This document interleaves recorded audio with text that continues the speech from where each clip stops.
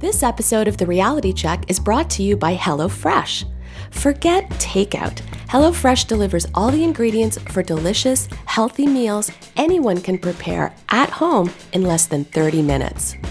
And HelloFresh is giving our Canadian checkers 50% off their first order. Go to hellofresh.ca and use promo code REALITY50 to get 50% off your first order. That's hellofresh.ca, promo code REALITY50.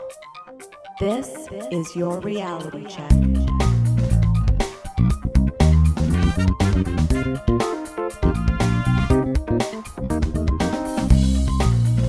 Hi everyone, welcome to The Reality Check, the weekly Canadian show that explores a wide range of controversies and curiosities using science and critical thinking. This is the show for July 10th, 2017, and I'm your host, Darren McKee. With me, as usual, are Adam Gardner.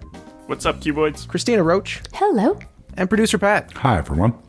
We wanted to thank Barry for coming on last week for an interesting discussion about forces and their perception. It was so interesting that we got a lot of comments at trcpodcast.com. Please go there if you want to join the conversation. We also have a great show for you tonight. Cristina is going to investigate activated charcoal consumption, the good old ACC, and Adam is going to explore whether a photograph proves that Amelia Earhart survived her last recorded flight. Indeed. But first, as a man who would prefer grape juice to pretty much any sort of wine, it was only natural that I'm the one doing a segment on wine tasting. Long-term listeners may recall an episode John Abrams did way back in episode 252. John mainly focused on wine competitions and how blinded competitions often lead to different results compared to normal ones. For example, California wines beating out French wines. Wouldn't be likely the case if people could see the labels. Well, on the same general topic of wine tasting, I wanted to cover how the color of wine affects the taste. I was at a party of a friend of the show's, Jim Davies, and a guest asked if I knew that wine experts can't tell differences between expensive and cheap wines. I said I knew this. As an aside, turns out the issue is more that experts are consistent in their judgments and that non-experts can't tell the difference, and that people are affected by the perceived price. This guest then said, people can't even tell the difference between red and white wine. What? As it was a delightful party with rational people, we looked it up right there. And Jim quickly found an article that said this was true. Wow. I thought it would make a good podcast segment, and here we are. In 2001, University of Bordeaux Frédéric Brochet and colleagues performed some experiments testing a white and red wine. I will focus on the one they did addressing color. From the methods section, quote, the wine comparison test was carried out by 54 undergraduates from the Faculty of Oenology at the University of Bordeaux. The sex ratio was 1-to-1. The subjects were not told in advance that there would be only 2 sessions. The wines were presented in clear glasses under artificial white lighting. The subjects were seated in individual booths and were allowed to taste as they wished. In each session, they received 2 wines, and they had the possibility of comparing them during the whole session. In the first session, subjects were requested to draw up a list of odor descriptors for a white wine and a red wine. A list of descriptors was then supplied to them. The subjects had the possibility of using the descriptors from that list or one of their own choosing. For each descriptor, the subjects had to indicate which of the 2 wines most intensely presented the character of this descriptor. So, the first session, there's a white wine and a red wine. What do you think? Here's a list of descriptions. For the second session, each subject received his or own list of descriptors back to them from the first session, given in alphabetical order and without indications concerning the wines. The 2 wines then proposed were the same white wine, and now that white wine with red food coloring added.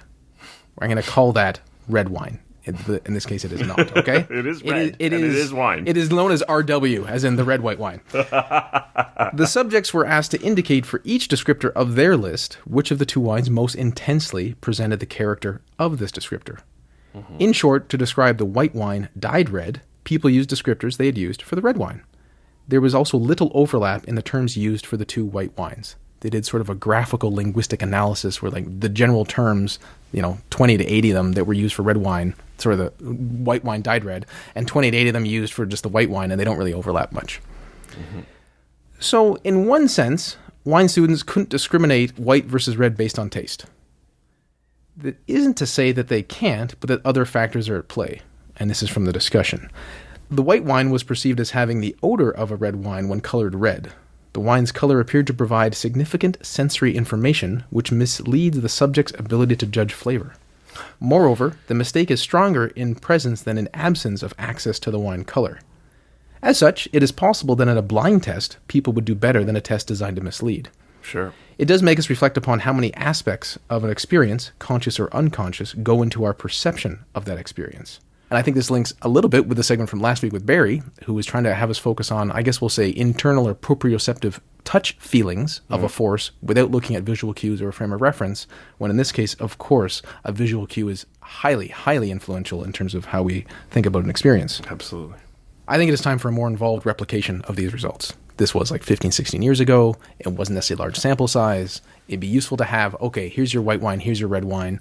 Have a more consistent methodology. They had people generate a list, and then the second time they presented them the list. Why not just generate a list again? Yeah. And you could have even another group, right, with different controls, and having some people truly blind to the color, so they could just test a red and a white, and a red and a dyed white to be red wine. And I wonder if there'd be any difference there. I also think the statement that it's easy to make based on this, that people can't tell the difference between red and white wine if based on the color, I don't think that's totally true. I think it's more the color sort of overrides other things. But that doesn't mean red and white wines taste the same, and it doesn't mean that a person can't tell the difference in the tastes. Exactly. Right. Actually, why I wanted to do this segment is that when we looked it up at the party, we said it was true. Yeah. And now I'm doing this segment saying that's not quite true. Yeah. Or it comes with an asterisk. That it's not true that people can't differentiate red and white, because I think people imagine someone not really being able to tell the difference in a truly so-called blind taste test. Yeah. Well, this is actually misleading you, which it does, though, undermine the supposed sophistication and palate and detectability of certain flavors. But these were just undergrad students. They were wine students. They were students of wine. Oh, they weren't like psychology students. No. Okay. They were people who study wine and are studying to become wine experts. Yes. The winos, yes. Yes, the winos. I believe that's how they are referred to, especially in France. Yes. This reminds me of there was this cola, and it was like an off-branded, maybe PC brand or something like that, cola or soft drink, and it was in a green can. And I thought it was green. I thought it was like a lime crush. And I drank multiple cans of this stuff. And I was like, this has like a rich, sugary lime flavor. Nothing like a Sprite or a 7-Up, but like a lime crush. And then I poured it into a glass one day, and I saw it was clear. And then I tasted it, and it tasted like Sprite or a 7-Up, and I never got that taste back in my brain again. Fascinating. This is kind of messed up, but there's something that just overrides a lot with what we see. The expectation, colors, perception, it's very interesting. Yeah, because I'm pretty certain in a blind taste test that I'd be able to distinguish certain red wines from white wine. Pretty certain. Well, that's it. There's also, as people who drink wine know more than I, a huge range in the flavor of white wine and red wine. Yeah. And I imagine, I don't know if they're on a spectrum, but somewhere a certain white wine might taste a lot like a red wine. Yeah, I mentioned this to my girlfriend, and she said like maybe a rosé would be something she could confuse with a white wine, and it depends on the brand. Yes, I could see that for sure. Right? Yeah. But of course, Cristina is one of your so-called winos. That's right. So why I like this is that when you do a skeptical podcast, you can't help but sometimes still be surprised at things being true. Like people can't tell the difference between colors, but then just because it's affirming a different type of belief I have, which is that popular things are not true, you still have to do the homework, and then it turns out it's not quite true, which wasn't not true, right? So all that to say is we do all this so you don't have to.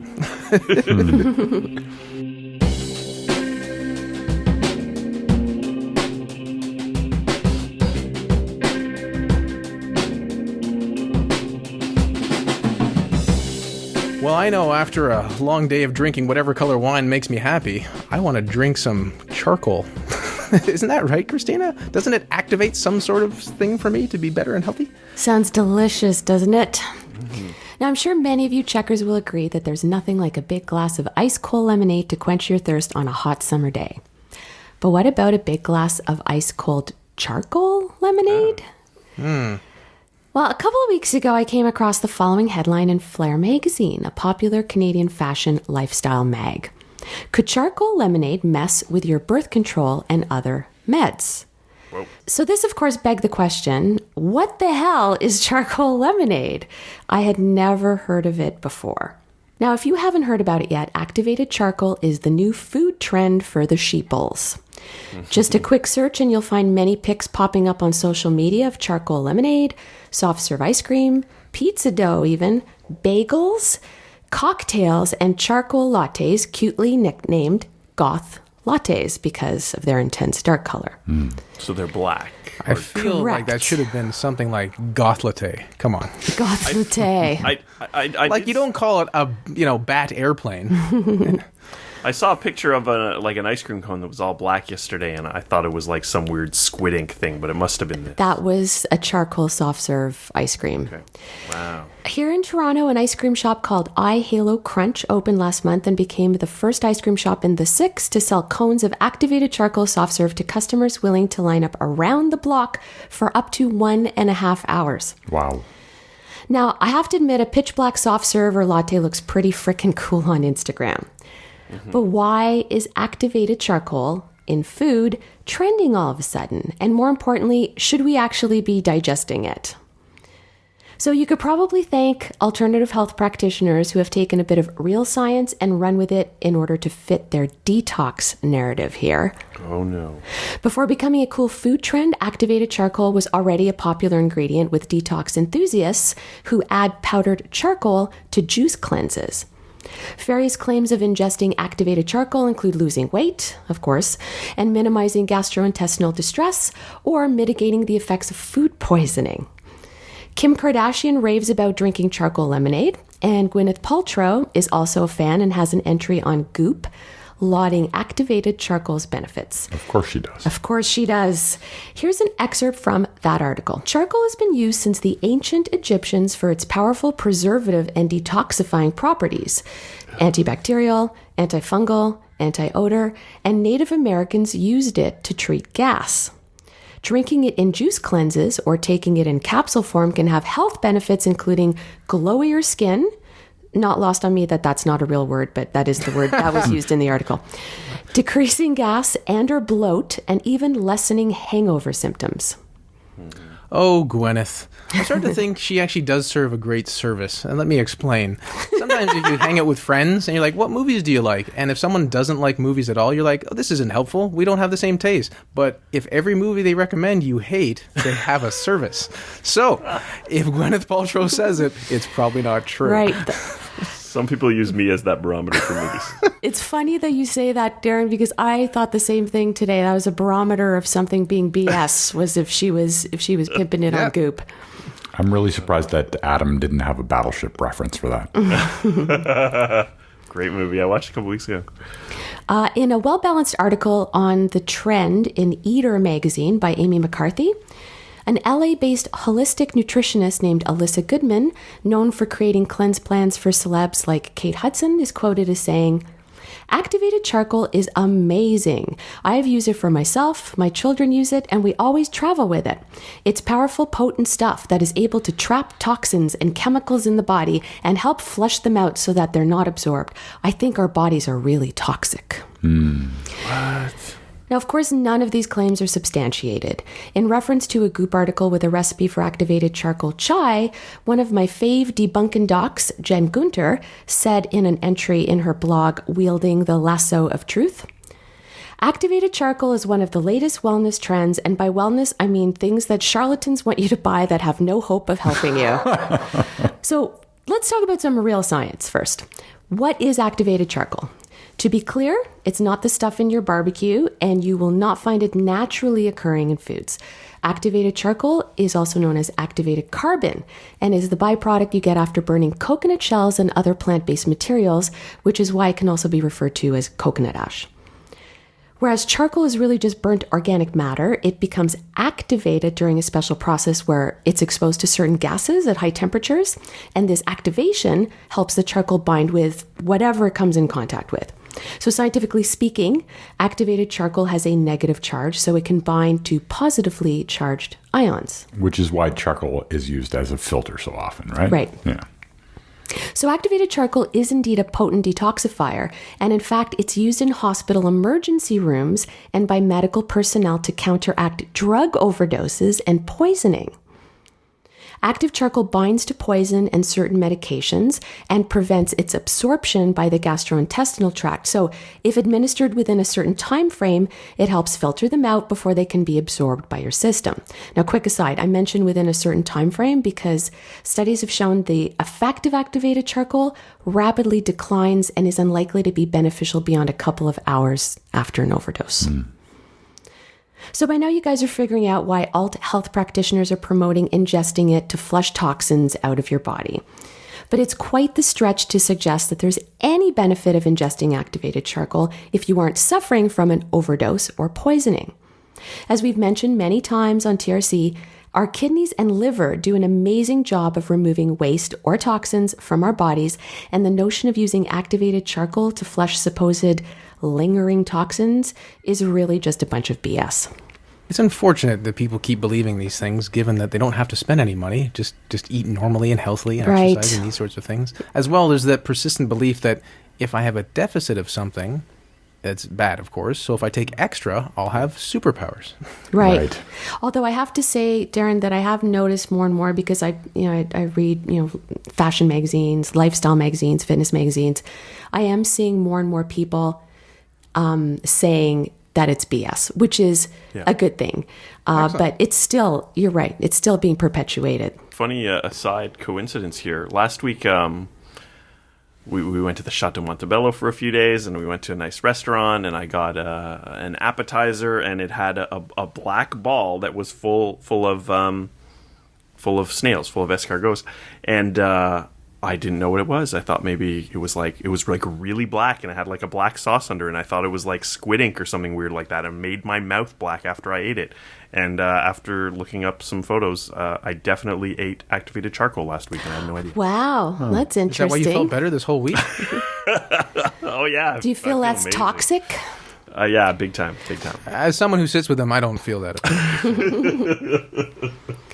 Registered dietitian and spokeswoman for the Academy of Nutrition and Dietetics, Alyssa Rumsey, told Self Magazine, the idea that activated charcoal will cleanse your body from toxins doesn't make sense, as it will only bind to things in your stomach and small intestine, not any toxins that have built up in your body. Abby Langer, the RD who wrote the Flare article I reference in my coverage, has a great approach that I think I'm going to borrow since detoxing is one of my biggest pet peeves. She says, I always find it funny when I ask people which toxins they want to rid their body of. They can't really answer. The fact that activated charcoal is really good at absorption means, guess what? It's also good at binding with stuff in your body that isn't toxic and that you don't want to get rid of, like minerals, vitamins, and phytonutrients. Using AC ice cream as an example, the charcoal can suck up calcium and potassium in milk, which prevents you from absorbing those good-for-you nutrients and eliminate them as waste along with the charcoal. More importantly, and that's what the headline of that article is referring to, it can interfere with prescription medications, including antidepressants, for the same reason it's used in medical emergencies. It absorbs doses of the medication, risking having your prescription drugs be ineffective. In fact, drugs.com says more than 200 drugs from ibuprofen to asthma medications such as albuterol are affected, which is why many companies that sell AC as a supplement have warnings regarding waiting at least a couple of hours between ingesting it and taking prescription drugs. Now, in the case of those who take birth control, it's especially concerning because AC is known to reduce the efficiency of hormonal contraceptives. Not to mention, it can also cause side effects like diarrhea and constipation and even intestinal blockages, and albeit in rare cases, it can cause lung damage if accidentally aspirated. An article published in the American Journal of Respiratory and Critical Care Medicine last year cites a case of a woman who was given activated charcoal in a hospital setting, not because she was drinking it, but because of a suspected overdose. And it went down her airway instead of her stomach. And I saw the photos of inside her lungs, and it was horrific. So in conclusion, any purported health claims or benefits of using activated charcoal in your daily life are scientifically dubious. We've also learned it can be potentially harmful depending how hip deep you get into the trend. So if you're not seeing warnings from people or companies who promote AC for everyday consumption, shame on them. Even the Goop article cautions that if you overdo AC, it can strip your body of vital nutrients and affect the absorption of drugs you're taking, which I was happy to see at the very least. So drinking a goth latte, or how did you say it, Darren? Goth latte won't kill you, but please proceed with caution.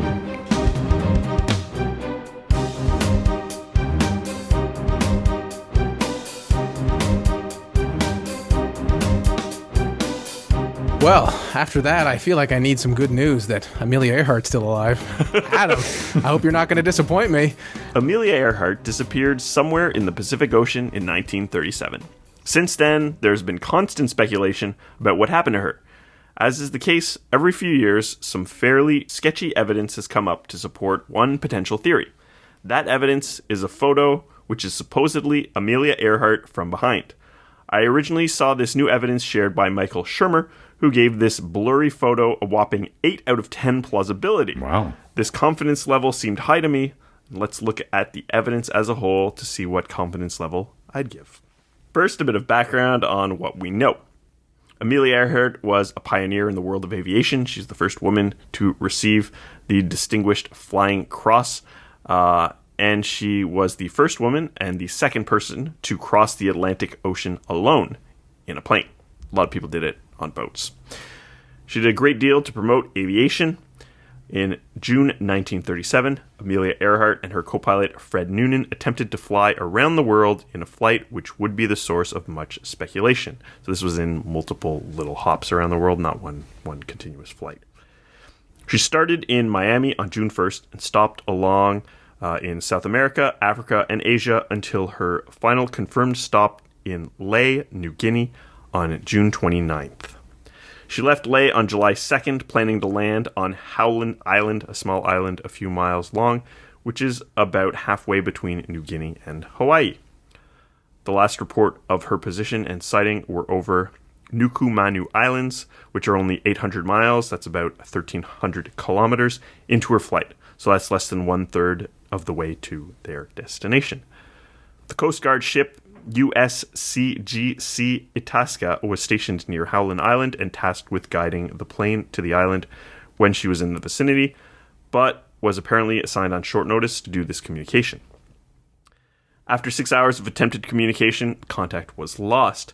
The Itasca received a voice transmission from Amelia Earhart, but she seemed unable to hear any response.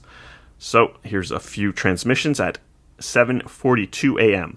And I quote, "We must be on you, but cannot see you, but gas is running low, have been unable to reach you by radio. We are flying at 1,000 feet. At 7:58 a.m., she stated she couldn't hear Itasca and asked for a transmission so that she could take a bearing. They couldn't send voice on the frequency she mentioned, so they sent Morse code, but Earhart couldn't seem to get a bearing. Her final transmission from 8:43 a.m. was the following.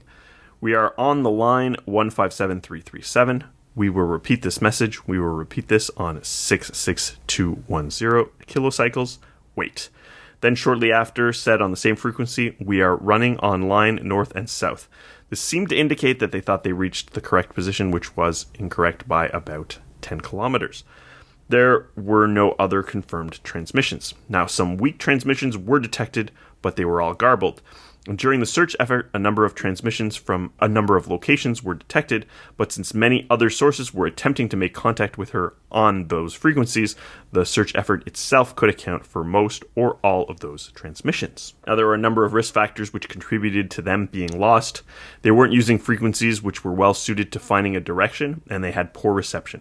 Lower frequency transmission and reception equipment, which would have allowed the Itasca to find their craft, was left behind. Amelia Earhart and Fred Noonan had limited knowledge of radio navigation, and some evidence suggests that an antenna under the fuselage may have been torn off during taxi or takeoff. Analysis showed that her aircraft went off course about 100 miles north by northwest from Howland. The most widely accepted explanation is that their aircraft ran out of fuel and perished at sea. But, needless to say, not everyone buys that explanation. Dun dun dun.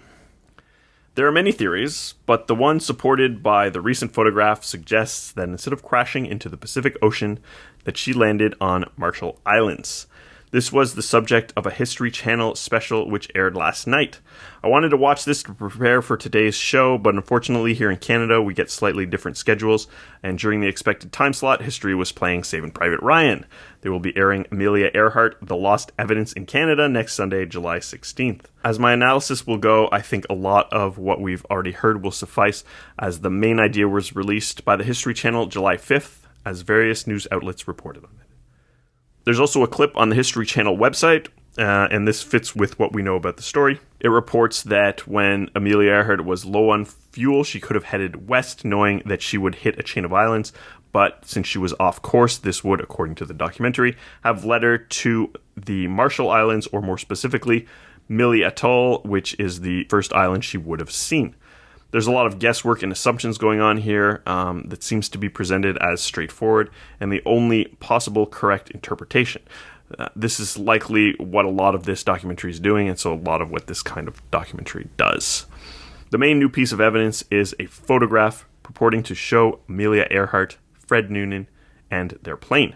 This would suggest that they were captured by the Japanese after crashing on or near Japanese islands. The problem? It is a very low quality photo where the man who's said to be Fred Noonan is half covered, and the woman who's meant to be Amelia Earhart is seen from behind with only the side of her face showing, but it could be me wearing a raccoon skin hat for all the quality of the photo suggests.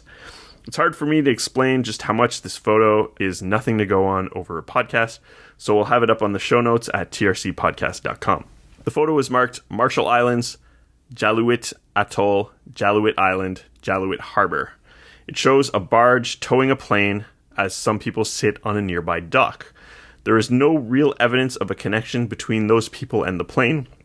The photo isn't even dated, but it is assumed by the investigators in the documentary that this was taken before 1943, as the area was heavily bombed by the US in 1943 and 1944.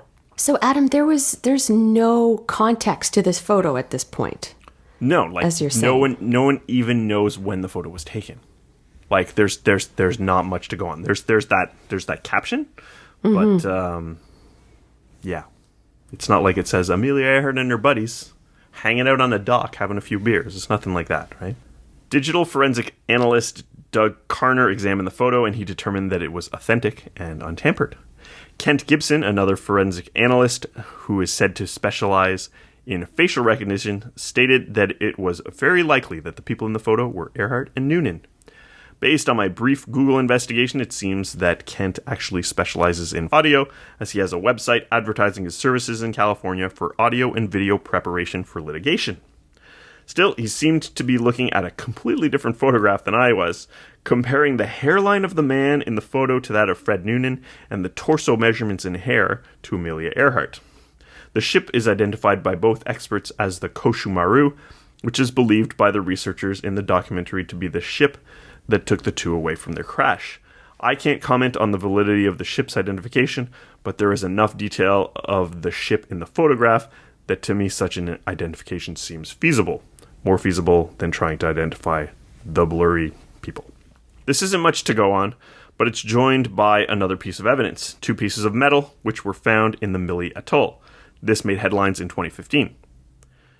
Researchers Les Kinney, who's the investigator from the documentary, and Dick Spink went to the Mili Atoll looking for evidence of Earhart's plane. They went anomaly hunting on Mili Atoll. They found a bunch of metal, which wasn't really relevant, but two pieces were something that could maybe have been part of her plane. Maybe.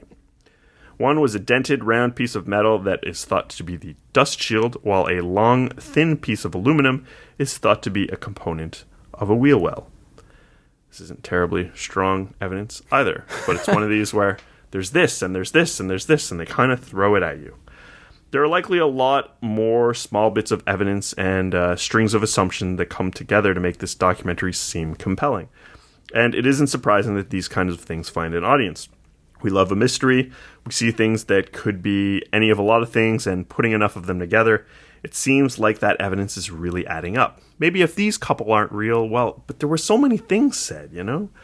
But ultimately, we just don't have a lot to go on. We have what amounts to little more than a guess presented as a well-determined conclusion for where the plane might have ended up by an expert. We have some investigators combing islands for evidence and finding a couple of pieces of metal and a photograph that could be almost anything and almost anyone. They present it in just the right way and talk to enough supposed experts, and it seems like this is more than enough to make a compelling-sounding History Channel documentary, along the sides of prestigious documentaries on ancient aliens. Hi, this is Adam with an update on this topic. I'd mentioned at the top of the show this episode was recorded on July 10th. This edition was recorded on July 11th. Since originally preparing this segment and recording the show, I've become aware of some new evidence related to this photo.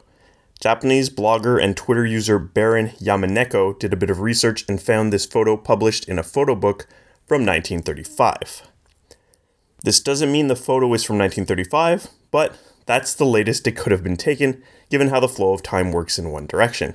Since Amelia Earhart disappeared in 1937, this means that it is impossible that this photo is actually of Amelia Earhart and Fred Noonan. Actually, it's possible that they were in this photo before being lost at sea, but that possibility is much less interesting, and this doesn't constitute evidence that they were alive later than we think they were. Further, the ship in the photo is not the Koshumaru as the documentary suggests, but according to the caption in the photo book, it is the IJN Koshu. This means that the analysis on the photo as it pertained to the people identified and the ship were all completely incorrect. This not only casts doubt on the claimed expert ability of the forensic experts, but on the documentary and its basic premise as a whole. A blurry photograph which predates the disappearance of Amelia Earhart and Fred Noonan, which is the subject of a History Channel documentary, does not prove that they survived their last recorded flight and were captured by the Japanese. What happened to these two may often be thought of as a great mystery, but is actually quite straightforward. They likely perished in the Pacific Ocean, lost and unable to find their bearings. There wasn't any trace of them found because their location is unknown and the ocean is vast and deep. Recall that only a few years ago, commercial airliner Malaysia Flight 370 was lost in the South China Sea, and even with modern tracking equipment, no trace of the plane was ever found. The idea that Amelia Earhart's tiny plane could be lost in the Pacific Ocean when its final location was very much unknown, all considered, I think a 0 out of 10 plausibility seems to fit this one. Even Michael Shermer has gone back on his original statement now that he's learned that this photograph predates Amelia Earhart's disappearance. We now return you to your regularly scheduled program. Thanks, Adam. And thanks for joining us once again, listeners. I explored wine taste and how it relates to the perceived color of it all.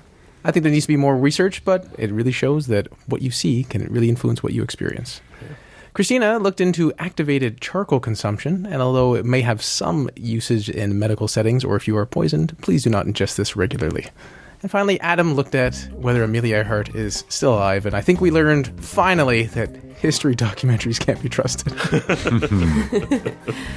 Until next time, think better to act better. Peace out, cuboids. Stay classy, not smartassy. Good night, everyone. For show notes or to discuss this episode, visit our Facebook page and website at trcpodcast.com.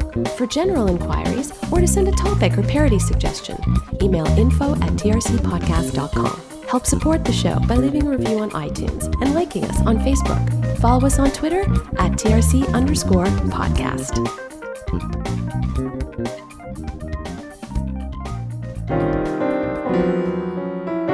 Outtakes. Please go over there on your computers. We also have a great show for you today.